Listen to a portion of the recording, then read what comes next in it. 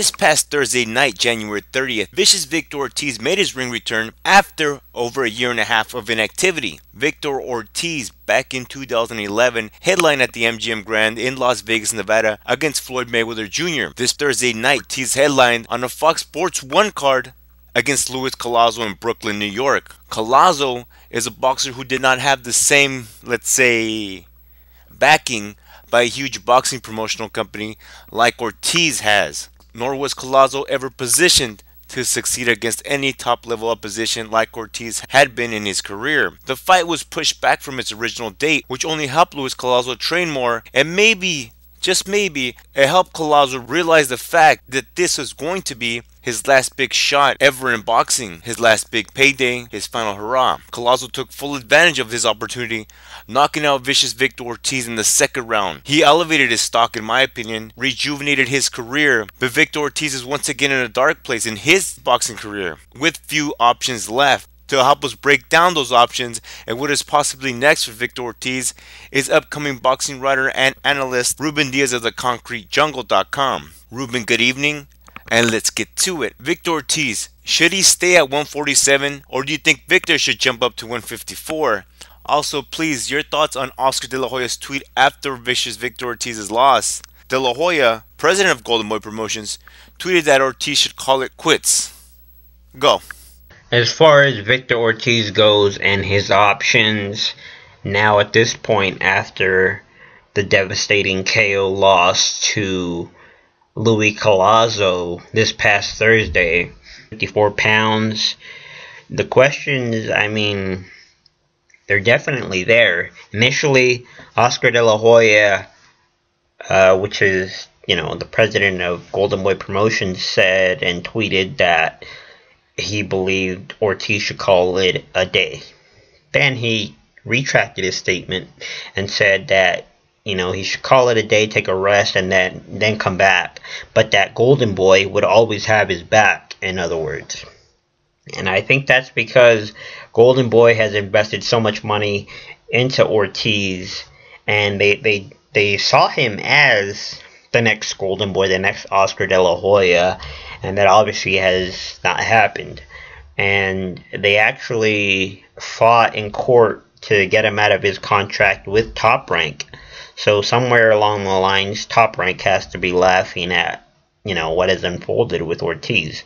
Ortiz, for this fight, did come in with a new trainer. Does he stay with them, or should he move on? Or perhaps should he just take a step back and look what made him once a great prospect? Ortiz, if I were him in his camp and the people with his best interest on their side and in their mind, I would try to get him back to the point where he was right before the Andre Berto fight, because, he had been criticized for being dropped and quitting and all these bad things. But after the Berto fight, I think he really answered a lot of questions. He got off the canvas after dropping Berto and looking like he was going to stop Berto in the first round. So he got back up. He was dropped a few times in that fight, but he came back, and he bounced back, and he clearly won that fight. And I think that was his biggest victory to date.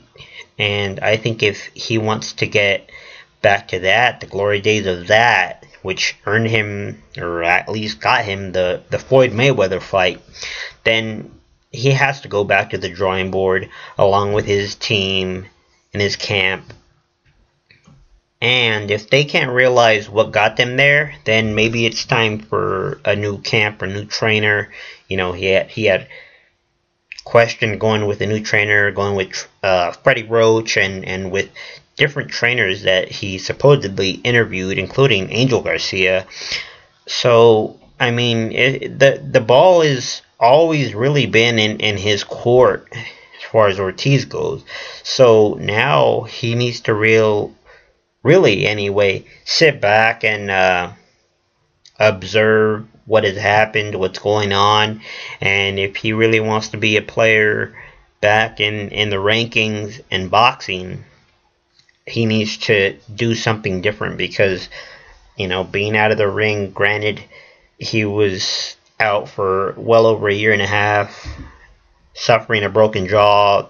No thanks to Josecito Lopez, but I mean, he has to figure out a way to really want to get back into this. If not, then you can see it on his face, or you can arguably say that you saw it on his face when he was on his knees taking a 10 count after that beautiful short right crisp hand right hook from Collazo on Thursday.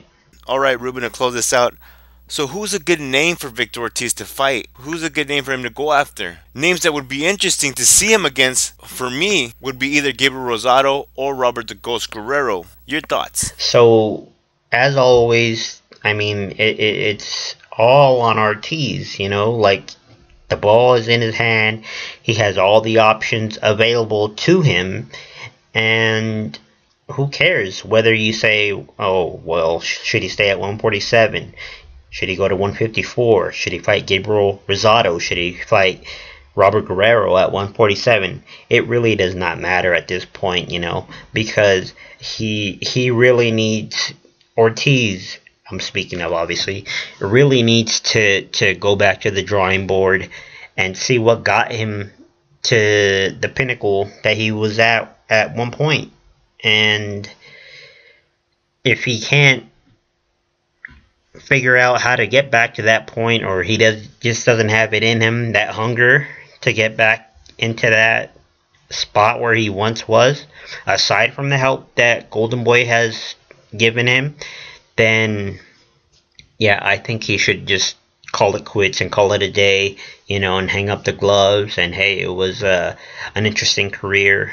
But otherwise, I don't see why he should continue on unless he really wants to change what's been done. Well, I mean, he can't rewrite history, but I mean, unless he wants to really get back to that point where he was at, like I said, right before the Berto fight and then right after the Berto fight, because he fought a hell of a fight versus Berto, and like I said, that landed him the Mayweather fight. So we'll see. But it's really up to Victor Ortiz.